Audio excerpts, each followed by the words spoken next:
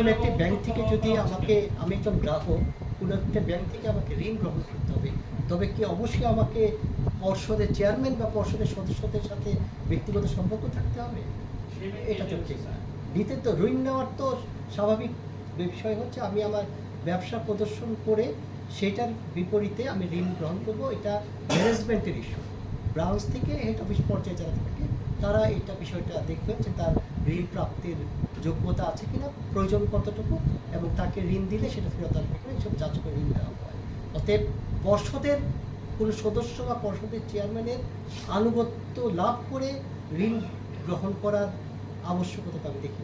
ছিল স্যার, এটা তো আপনি যেটা বলছেন কিতাবের কথা, কিন্তু স্যার গত এই যে 5টা ব্যাংকে কি হয়েছে স্যার, এটা তো আপনারাই বলেন না, 5টা ব্যাংকে তো বেনামি অনেক, এর বেশি করে সন্দেহ। এই বিষয়ে আমি কথা বলেছি যে অনেক সময় আমাদেরকেও কাট করে দাঁড়াতে হয়েছে যে আমরা ইন্সপেকশনের যে কেন্দ্রগুলো দেখি নেই। আমরা তো ব্যাংকের ব্রাঞ্চে ইন্সপেকশন করি, আমরা তো ওই কোলেটারাল কোথায় আছে, গুলশানের জমিটা আছে কিনা, ওখানে এরকম আদৌ কোনো হোল্ডিং নাম্বার আছে কিনা, সেটা তো বাংলাদেশ ব্যাংক দেখার কথা, সেটা তো ব্যাংকেরই দায়িত্ব। তার ঋণ বা অ্যাসেটকে সিকিউর করার দায়িত্ব ব্যাংকের।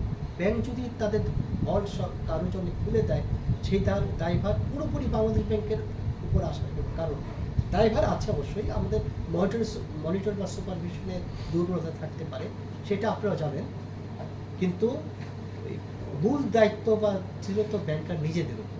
সে যদি নিজের অ্যাসেটকে নিজেরা সুরক্ষিত না করতে পারে, সে অন্যরা এসে সুরক্ষা দান করবে। আমার প্রশ্নটা ছিল অন্য, সেটা হচ্ছে যে আপনি বলছেন যে যেখানে এস এবং ব্যাংক যোগ করেছে এবং যোগ সদস্যের ঋণ নিয়েছে, আর পি এর সংখ্যা কত স্যার আপনি জানেন?